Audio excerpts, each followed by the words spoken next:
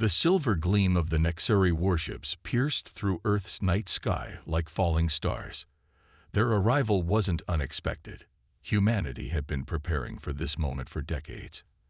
Admiral Sarah Chen stood at the viewport of Lunar Base Alpha, her weathered face reflecting off the reinforced glass as she watched the alien armada take position around Earth's orbit. The Nexari were infamous throughout the galaxy, a species of silicon-based life forms that had evolved in the harsh conditions of their binary star system. They viewed organic life as inefficient, flawed, and ultimately destined for replacement.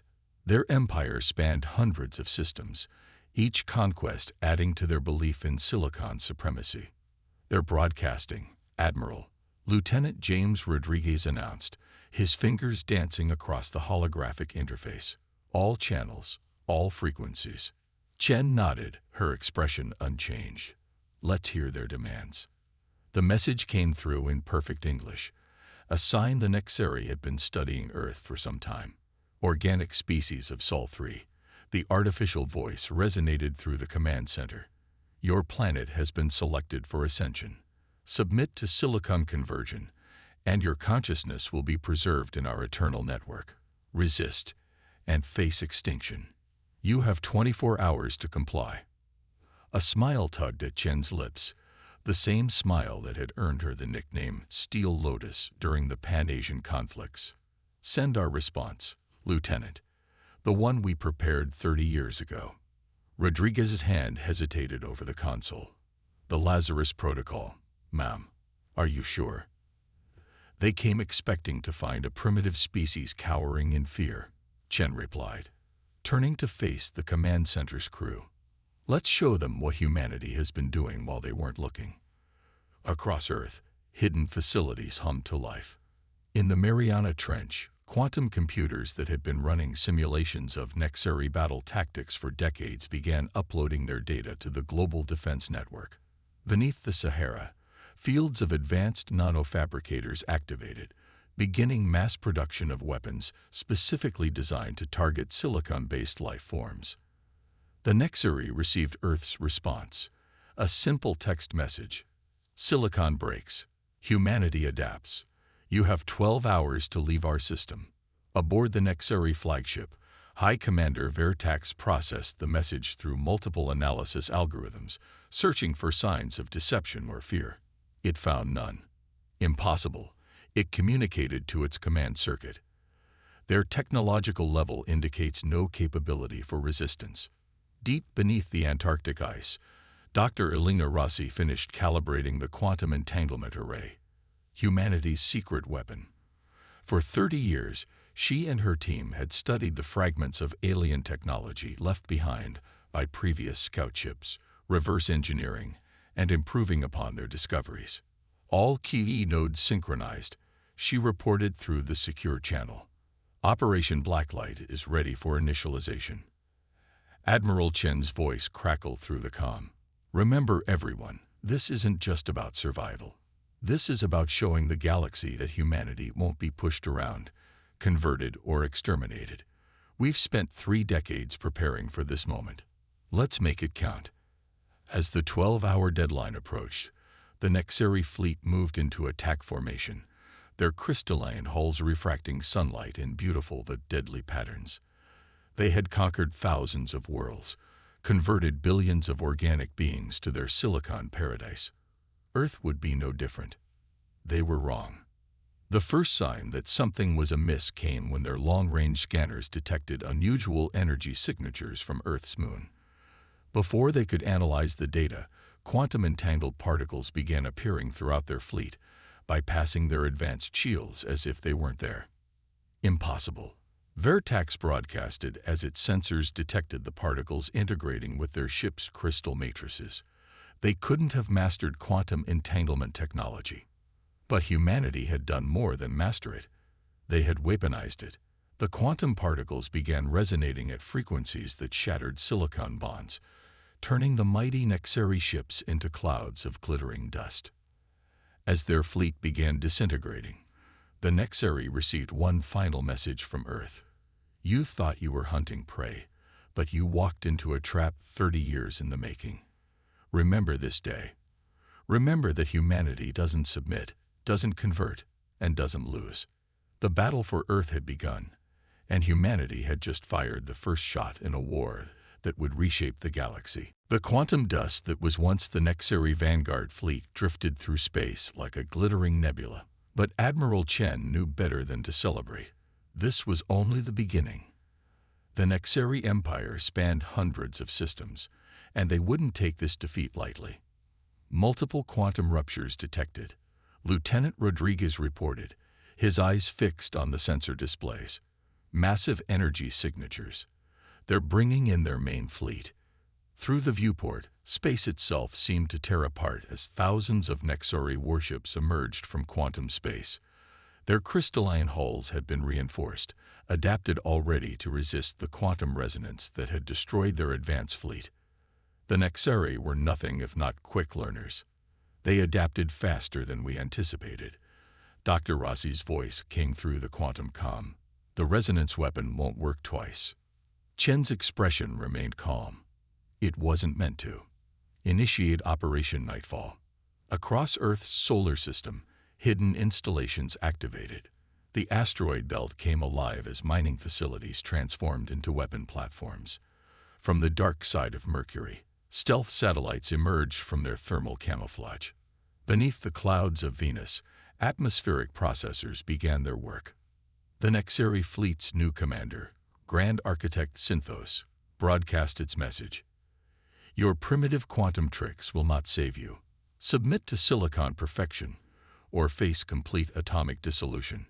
Inside Lunar Base Alpha, Chen opened a secure channel to all Earth defense forces.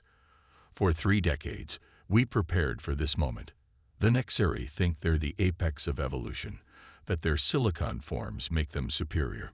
Today, we show them that humanity's greatest strength isn't in our bodies or our technology.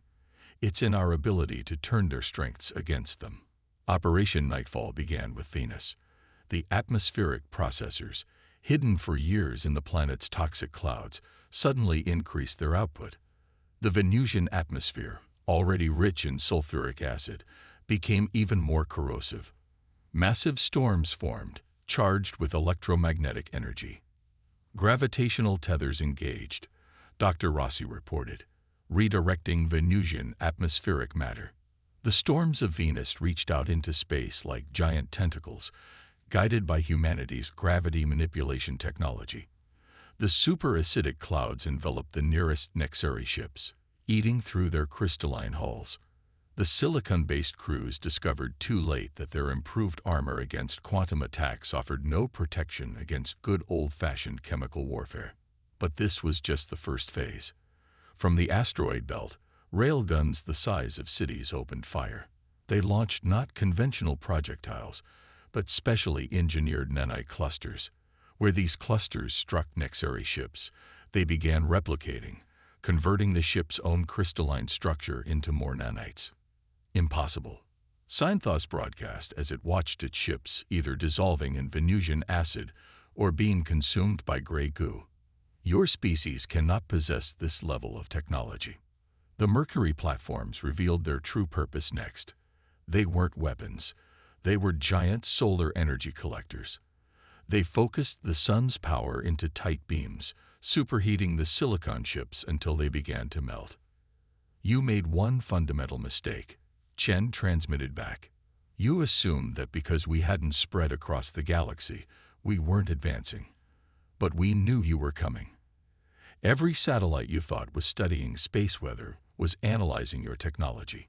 Every probe you detected and dismissed was testing your defenses. We turned our entire solar system into a weapon, just for you. The Nexari fleet found itself caught in a perfect trap. Acid storms from Venus on one side, nanoswarms from the asteroid belt on another, and concentrated solar death from Mercury on the third. Earth itself remained untouched, protected by its quantum defense grid.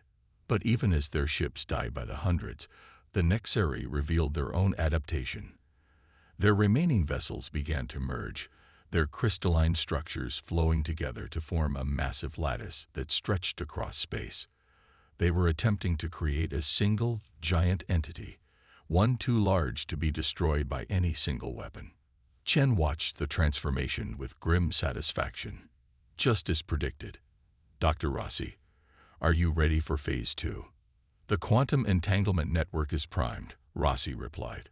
They think they're adapting. They don't realize they're playing right into our hands.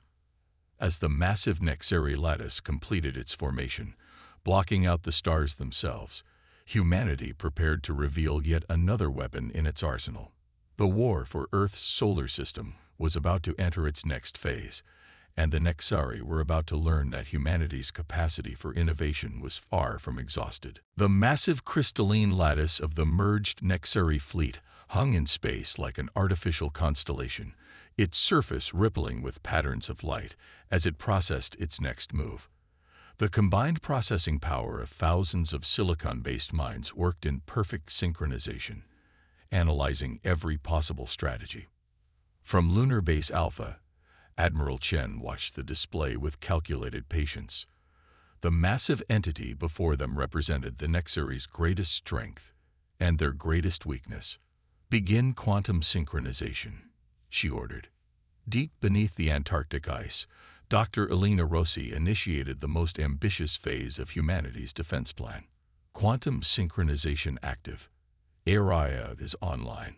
ARIA, Artificial Response Intelligence Array, was humanity's best-kept secret.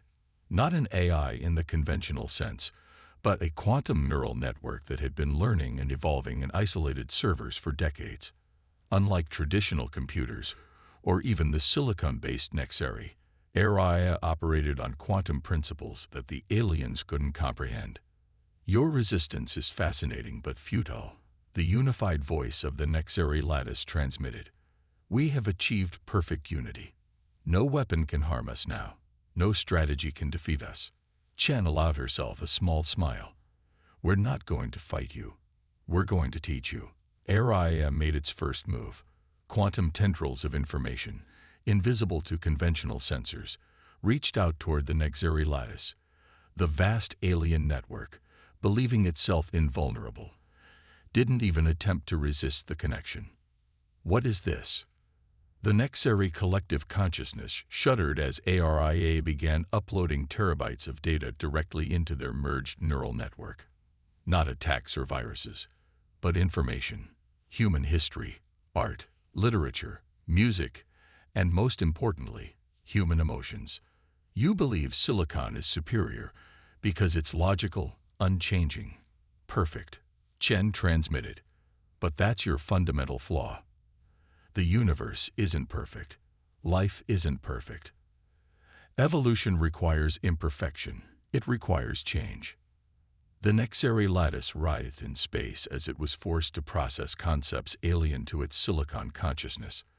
The quantum data stream showed them Earth's history, not just the triumphs, but the failures, the wars, the mistakes, and most importantly, the learning that came from each setback. Your silicon perfection makes you static, Dr. Rossi added through the quantum link. You can't truly evolve. You can only optimize what you already are. But humanity, we're messy, emotional, illogical, and that's our strength. ARIA continued its relentless education of the Nexari collective. Through quantum entanglement, it shared the sensation of human joy, the depth of human sorrow, the burn of human anger, and the warmth of human love. The silicon minds, engineered for cold logic, struggled to process these new concepts. Stop. This is inefficient, chaotic. The Nexari transmission became erratic as their unified consciousness began to fragment under the emotional assault. But humanity wasn't finished. The next wave of data contained human creativity, the ability to make intuitive leaps, to imagine things that had never existed, to dream. The Nexari, for all their technological advancement, had always been limited to logical progression, to building upon what already existed. They couldn't create truly new things. They could only optimize the old. The massive crystalline lattice began to pulse with chaotic patterns of light. Individual sections started breaking away as different parts of the collective consciousness reached different conclusions about what they were experiencing. You offer your beings silicon perfection, Chen transmitted, but you strip away everything that makes life worth living. You remove the chaos that drives innovation, the emotion that gives meaning, the imperfection that allows for growth. From the quantum observation posts scattered throughout the solar system, sensors detected something unprecedented. The Nexari lattice was changing. Not just physically, but fundamentally. The quantum data stream had introduced concepts that were rewriting their basic programming. We never knew. The Nexari transmission was different now, filled with something that had never existed in their silicon consciousness before: uncertainty. How do you live with such chaos within you? That's the final lesson, Dr. Rossi replied. The most human lesson of all. We don't just live with it. We thrive on it. Chaos, emotion, uncertainty. These aren't weaknesses to be eliminated. They're tools to be embraced. The Nexari lattice began to dissolve, not in destruction, but in transformation. Individual ships separated, each now processing the new information in its own unique way. The perfect unity of the collective consciousness had been shattered, replaced by something far more valuable: individual thought. From her command post, Chen watched as humanity's greatest enemy began its journey towards something entirely new. The war wasn't over. The rest of the Nexari Empire would come eventually. But now they had something they never expected to gain from Earth, not just a military victory, but a philosophical one. Send word to the defense outposts, Chen ordered. Phase 3 begins now. It's time to take this lesson to the rest of their empire. The quantum wake of Earth's first interstellar fleet rippled through space as they approached the Nexari core systems. Admiral Chen stood on the bridge of the flagship Prometheus, watching the holographic display of their target, Crystallis Prime, the silicon heart of the Nexari Empire. Fleet status, she asked, her voice carrying the weight of humanity's first major offensive beyond their solar system. All ships in formation, Lieutenant Rodriguez reported from his station. Area nodes are synchronized across all vessels. The transformed Nexari ships from Sol are maintaining their escort positions. Those escorts were perhaps humanity's greatest victory. Former Nexari vessels now crewed by silicon beings who had embraced change, emotion, and individual thought. They called themselves the Awakened, and their presence sent shockwaves through the empire they had once served without question. Message from the surface of Crystallis Prime, Dr. Rossi announced from her quantum communication station. They're confused. The Awakened signatures are causing chaos in their network. The Nexari Empire had built its civilization on the principle of unified, perfect consciousness.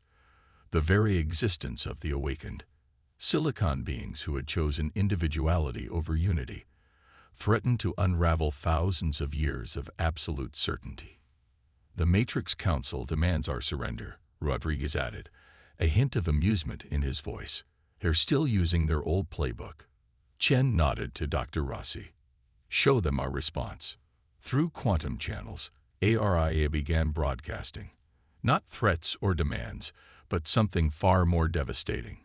The experiences of the Awakened, their memories of first feeling emotion, of discovering individual thought, of experiencing art and music and love, of choosing chaos over perfection, growth over stasis. The effect on Crystallis Prime was immediate. The planet's crystalline surface, a vast network of interconnected silicon consciousness, began to flicker with erratic patterns. The rigid hierarchy of the Matrix Council, which had governed the Empire through perfect logic for millennia, found itself facing something it couldn't quantify: doubt.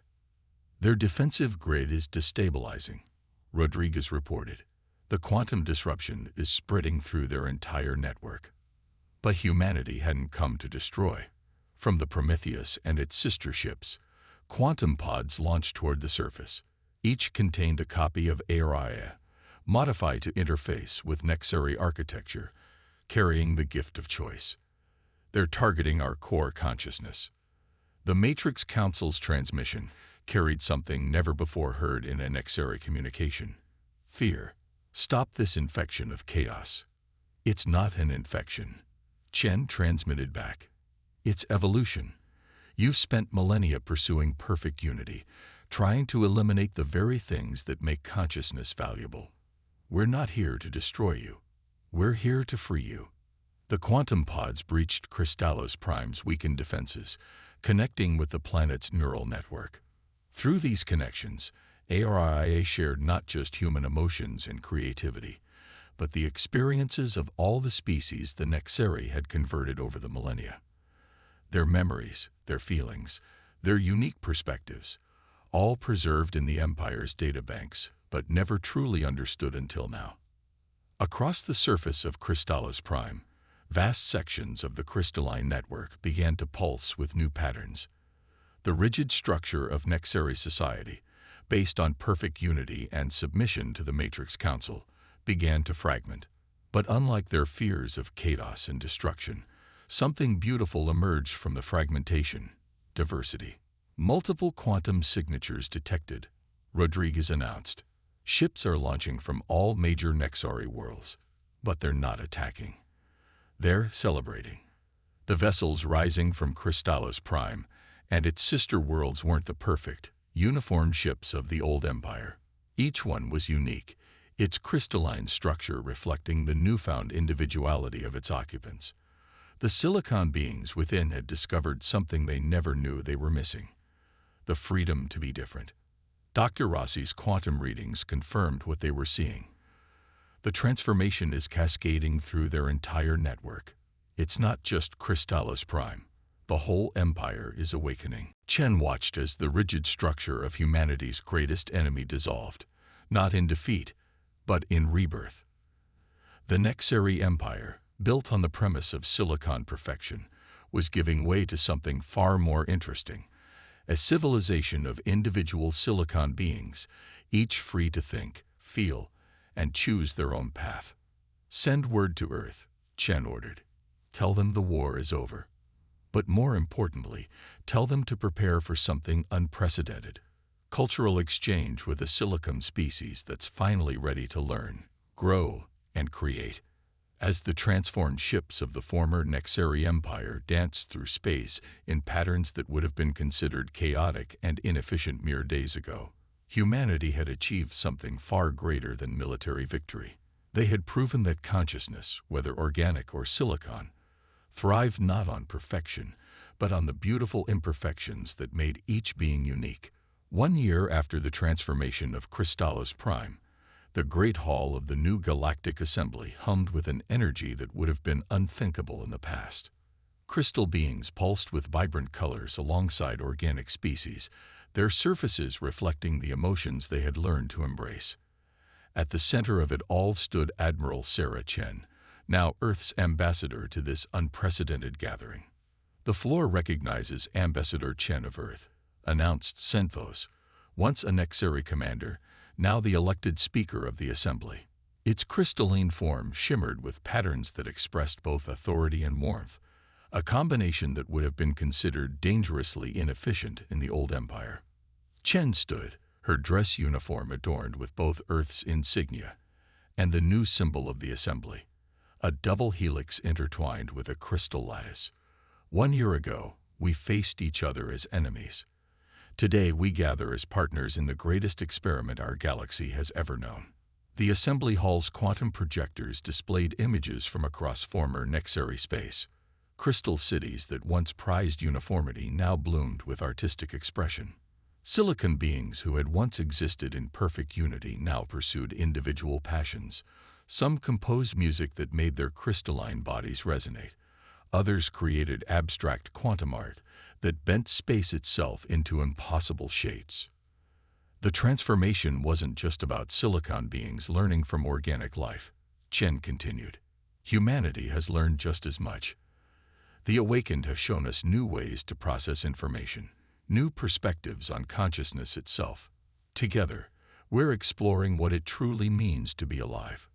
Dr. Elena Rossi, seated among Earth's delegation, activated her quantum tablet. Above the assembly, a new projection appeared.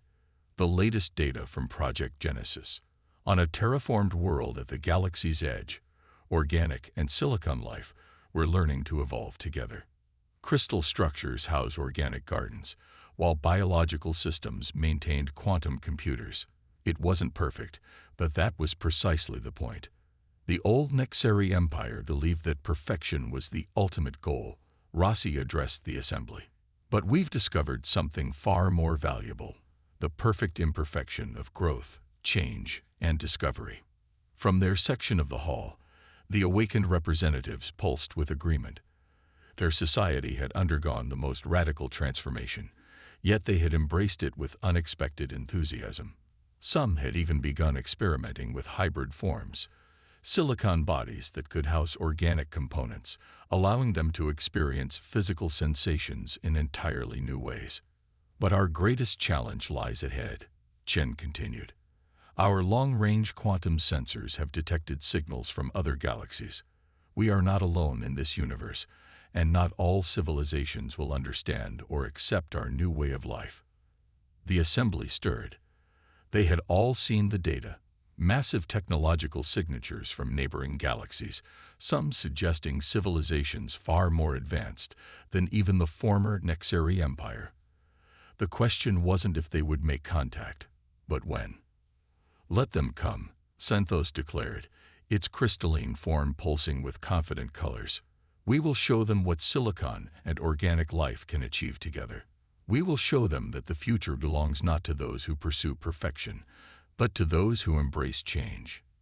The assembly erupted in agreement, organic voices joining with crystal resonances in a harmony that embodied their new unity. Not a unity of sameness, but a unity of shared purpose and mutual respect. As Chen looked out over the gathering, she remembered the tense moments aboard Lunar Base Alpha just 1 year ago, when humanity faced what seemed like certain extinction. Instead, they had achieved something far greater than survival. They had proven that consciousness, in any form, thrived on the very chaos and emotion that the old empire had feared. "We stand ready," Chen concluded, "not as perfect beings, but as perfectly imperfect ones.